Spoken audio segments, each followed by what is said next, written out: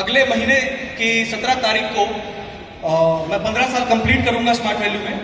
और 17 अगस्त 2007 को smart Value में मैंने as a customer care executive शुरू किया था। मैडम बैठी हैं, मैडम ने मेरा फर्स्ट राउंड इंटरव्यू लिया था और हम लोग स्टार्ट किए थे काम कस्टमर केयर में। और 2007 अगस्त से लेके दिसंबर 2008 तक कस्टमर केयर में काम किया, जिसमें आज आप कॉल करते हैं तो सुनते हैं welcome to Smart Value, how can I help you. तो आज से 15 साल पहले मैं भी यही कहता था, welcome to Smart Value, how can I help you. और वहां से शुरू किया। देन कस्टमर केयर में अलग बहुत सारे काम होते हैं, उनमें से कई सारी प्रोफाइल्स पे काम किया। एंड देन आप में से बहुत सारे लोगों को पता नहीं होगा, हमारी कंपनी का 2008 में टाई अप हुआ था LIC ऑफ इंडिया के साथ में। हम LIC ऑफ इंडिया के कॉर्पोरेट एजेंट बने थे।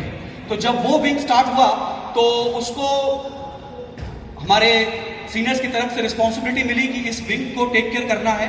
तो ऑपरेशनल पार्ट देखना स्टार्ट किया कस्टमर केयर में रहते हुए। और इंश्योरेंस का बैक ऑफिस, जब मुझे याद है, जब पहली बार पता चला था कि मुझे देखना है, तब मैं सोच रहा था कि मेरा खुद का इंश्योरेंस नहीं, मैं डिपार्टमेंट क्या देखूंगा।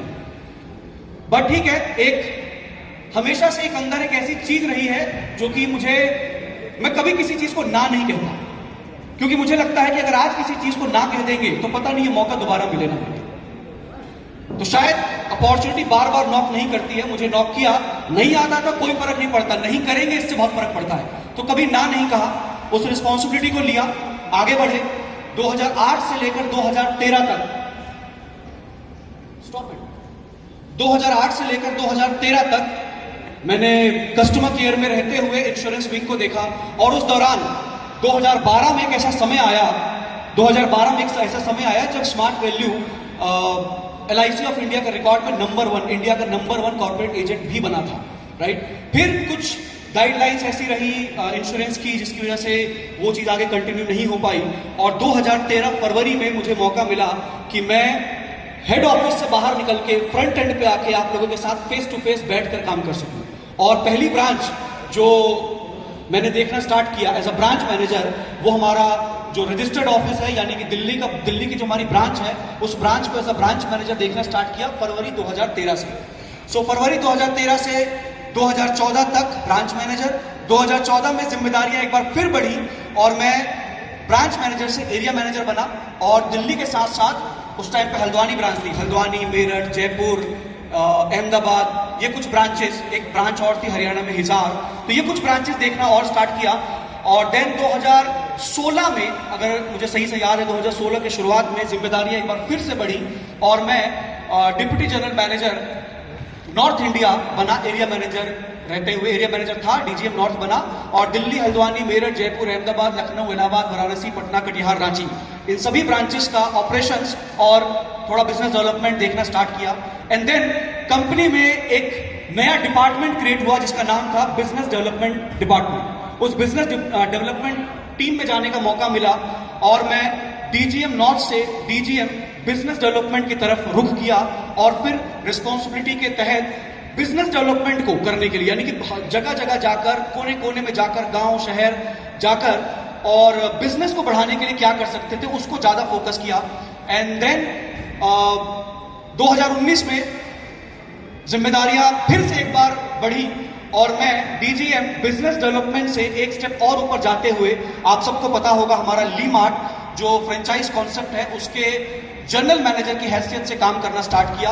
और general manager Lee Mart and Smart Shop, अभी तो स्मार्ट शॉप नहीं है, तो general manager Lee Mart and Smart Shop की हैसियत से 2019 में एक बार जिम्मेदारियां फिर बढ़ी। और अभी रिसेंटली 2022 में ही कंपनी के तरफ से जिम्मेदारी थोड़ी सी और बढ़ी और एग्जीक्यूटिव डायरेक्टर की हैसियत से आज आपके सामने प्रस्तुत हूं, आपके सामने बातें रखूंगा।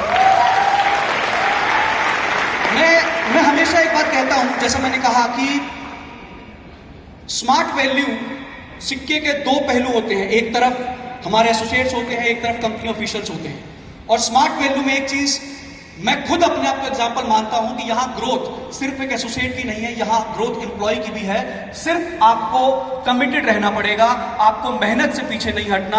अगर आप अपनी मेहनत कर सकते हैं, अगर आप ईमानदार हैं, अगर आप स्मार्ट वैल्यू के लिए दिन रात एक करना जानते हैं, तो आप कहीं भी हो, आपके लिए इस कंपनी में ग्रोथ है। और इसका एग्जाम्पल स्टेज के सामने भी है और स्टेज के ऊपर भी है। सो एक और चीज, जब पहली बार मुझे याद है जब मैं ब्रांच मैनेजर बना था 2013 में, तो जिस दिन मैंने ब्रांच को हिट किया था, यानी कि मेरा पहला दिन, उस दिन हमारे यहाँ जाटों का आंदोलन हुआ था।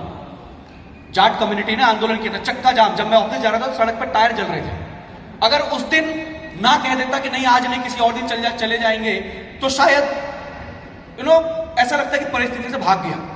जब मैं ब्रांच मैनेजर से एरिया मैनेजर बन रहा था, तो मेरे को एक ब्रांच, अभी तक क्या था कि मैं अपने घर से ऑफिस गया, ऑफिस से घर आया। अब ट्रैवल करना था, उत्तराखंड जाना था, यूपी जाना था, गुजरात जाना था, राजस्थान जाना था। ट्रैवलिंग कभी भी सोचा नहीं था करेंगे, लेकिन फिर से सोचा कि अगर आज ना कह देंगे तो शायद ये मौका दोबारा नहीं मिलेगा। एक्सेप्ट किया, आगे बढ़े, मेहनत करी, अपने आप को प्रूव किया।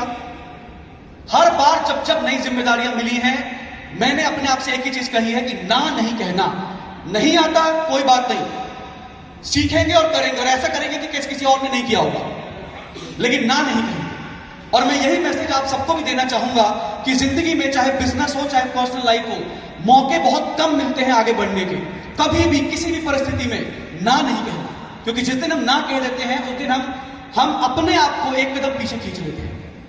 सो ये छोटी सी जर्नी थी 15 साल की। जैसे मैंने कहा कि पीछे मुड़ को देखता हूं तो ऐसा लगता है बस कुछ ही समय हुआ है और इतना कुछ सीखने को मिला है कि उसकी कोई इंतहा नहीं है।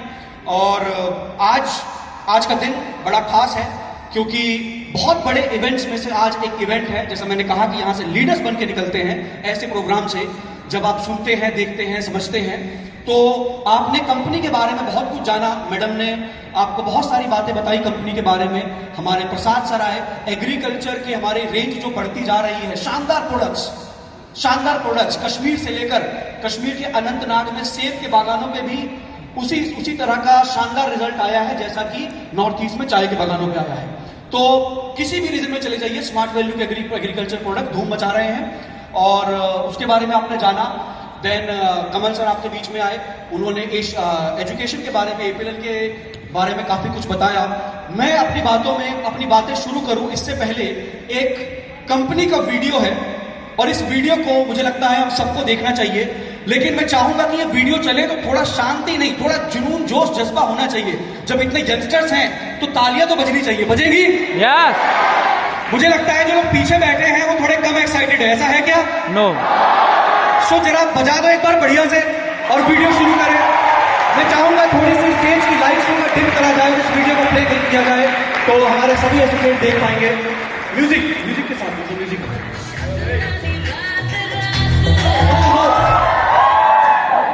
इस वीडियो में ही म्यूजिक है। इनको भी समझ में आ गया कि स्मार्ट वैल्यू को क्या चाहिए।